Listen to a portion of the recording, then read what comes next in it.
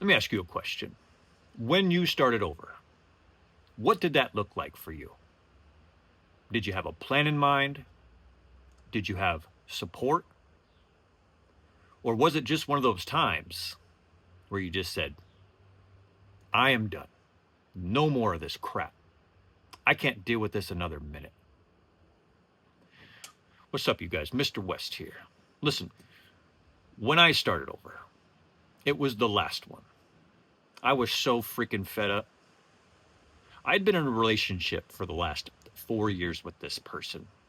And for 3 years, we argued and fought. Okay?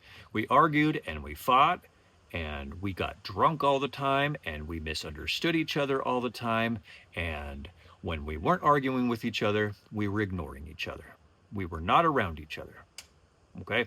And not for lack on my part. I was the person that was trying to call the other person, where you at, what you doing, you know, constantly suspicious of this other person. Constantly. I had no trust for this person whatsoever. In my opinion, this person completely disrespected me at every single turn, and I had no trust for this person. Okay. And when you're living with somebody who has no trust in you, do you think you're going to be around them all that much? No. You're going to avoid the person most likely. And that's what she did with me. She avoided me. Okay? And we did that for like 4 years. And yet we would tell each other that we loved each other. Right? So, as you can probably figure out, that relationship did not last. And for good reason. And good riddance. And nothing but love and respect, and hopefully she's doing well, because I'm doing fantastic. Okay? I have nothing but love, and yeah, I have love for the person. I hope they're doing well. I hope they're walking with the Lord. Okay? Because when I started over and had to get to myself to where I am right now, that was ugly. It was embarrassing. It was pathetic. It was humbling. And it gave me a whole lot of contrast. And what I mean by that is I have something to compare this life to compared to the old life. Now, this is not the first time in my life that I'd ever started over. Okay? And when I quit drinking, it wasn't the first time I quit drinking. But this relationship left such a lasting impression on me that I would never, ever go back to a situation like that again. And I'm not going to ever do the things that put me in a position to be in a relationship like that again. That was terrible. It broke my heart. You know, when you love somebody so deeply, but you guys you just cannot get on the same page.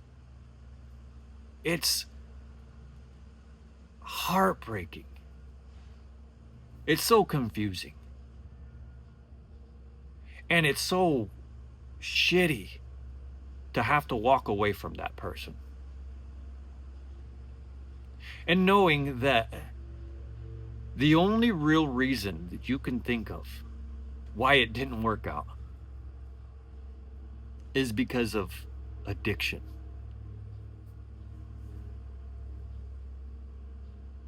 That alcohol, it brought out the worst in both of us. Embarrassing.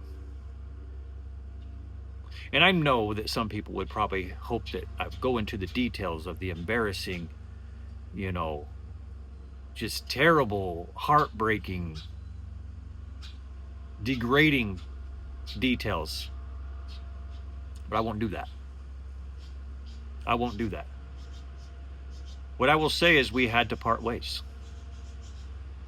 And it wasn't amicably. It was a fuck you. I'm out of here. And I'm never coming back.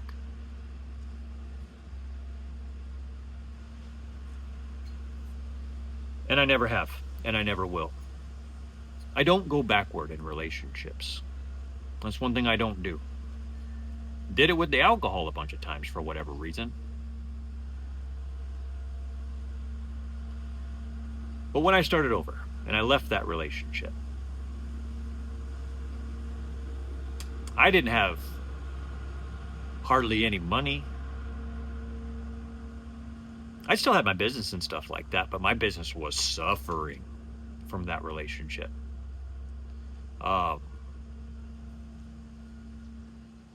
And my head was not on straight, man.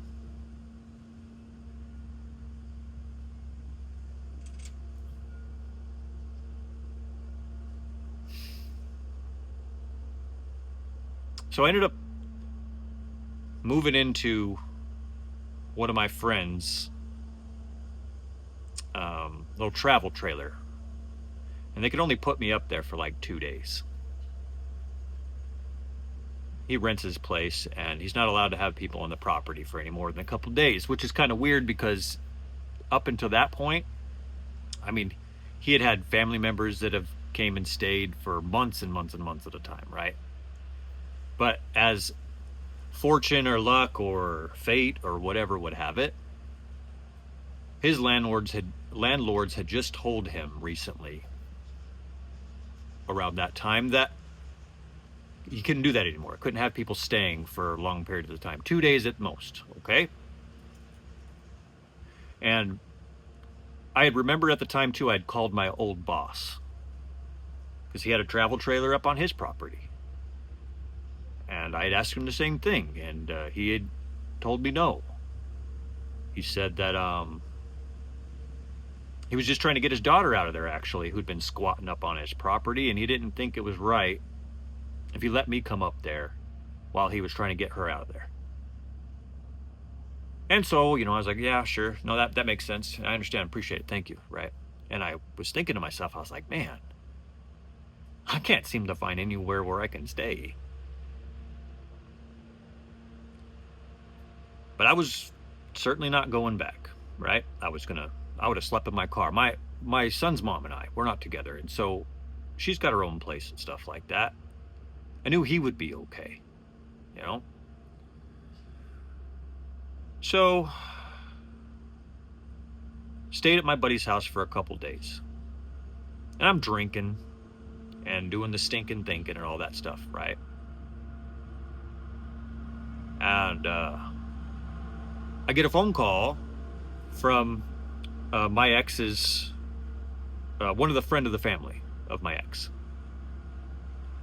And no, I got a phone call from my ex's mom. And she told me about her friend who was looking for a roommate. Her husband had passed recently around that time.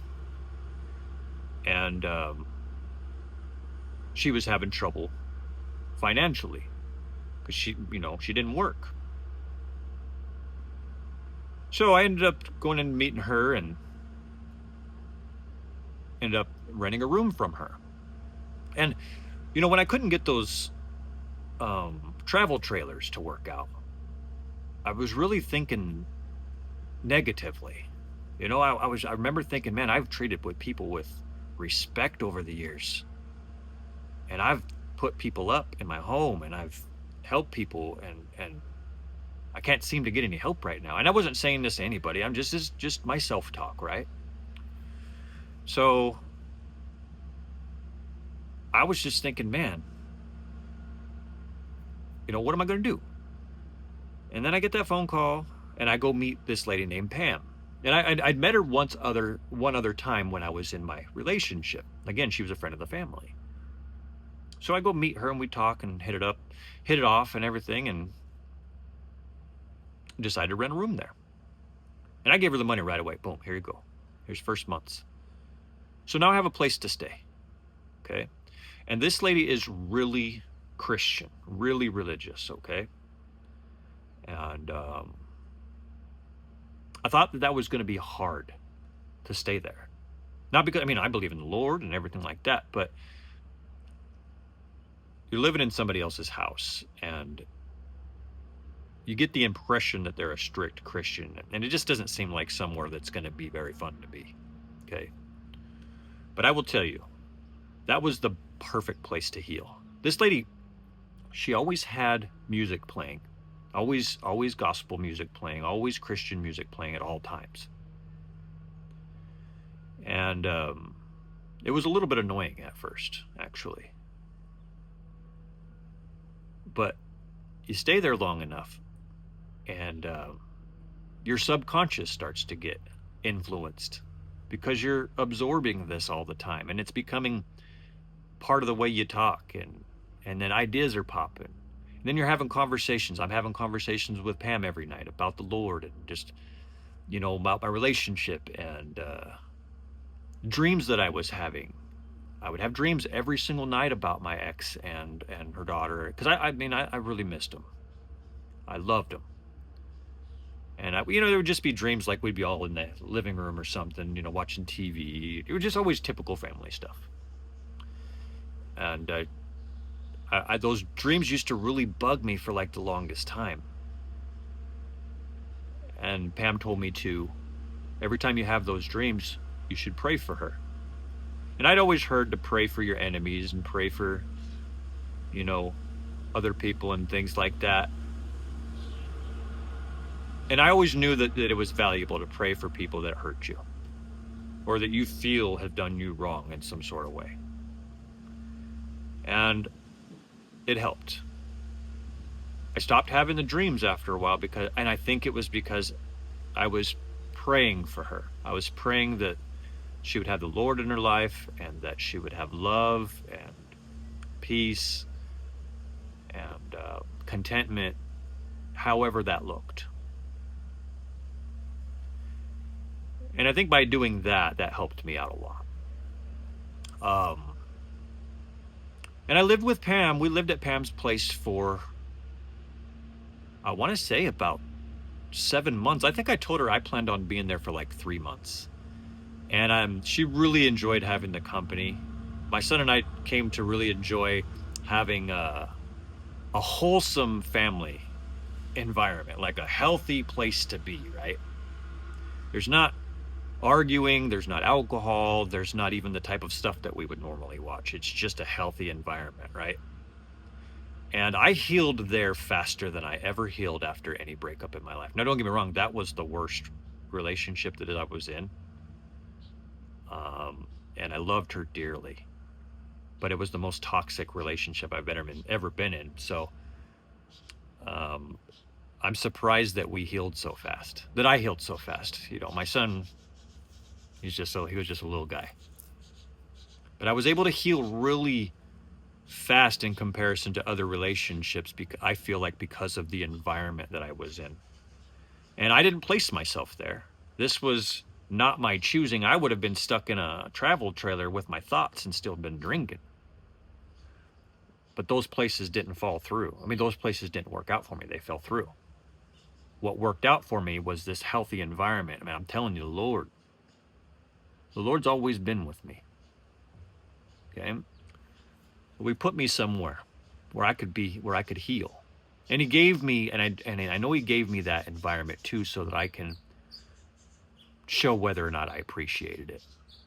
And I'm going to tell you guys something. I never told anybody this, okay? When I was living at Pam's house, I was sneaking wine in at nighttime.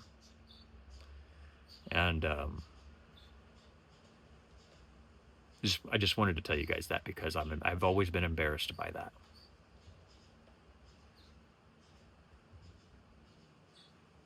But I went dating and stuff like that when I started over. And I was very selective. I didn't jump into anything right away. I went on a lot of dates. And the idea was just to go on dates. I wasn't looking for no sex, nothing like that. I wanted to connect. I wanted to go on a bunch of dates. I wanted to be like the most eligible bachelor ever, right? And that entire time, I worked on myself. And I was single for probably about, I think about, I want to say about 7 months, something like that. So I was kind of single and dating for that amount of time. And I used to go for walks all the time. I see Bryn Lee and all these other content creators in the alcohol recovery space.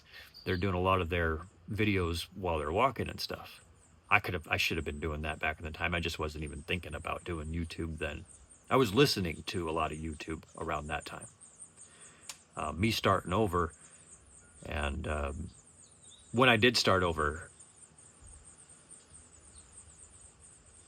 over time, of course, I decided to quit drinking. But no, I would listen to a lot of sobriety content, and I would walk, and I did this for months, and I feel like I healed my brain.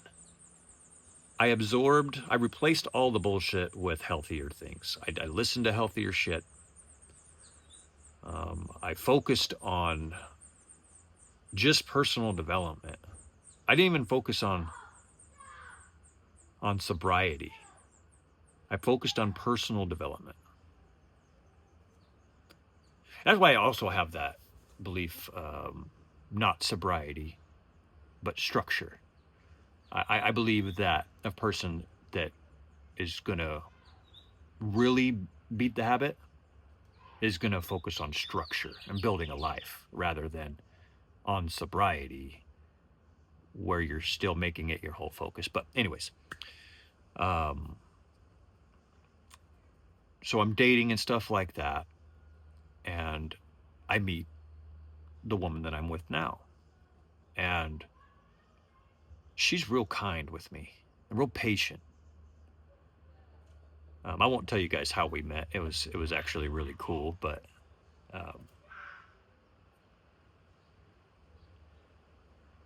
so I'm dating her, I'm dating other women, and I'm honest about it. By the way, I'm not a dog. I'm not one of those jerks that's trying to have as many girls as he can and not telling nobody. I'm telling them straight out. I'm dating other people. I'm not interested in being single, in being in a relationship. I want to be single. Okay.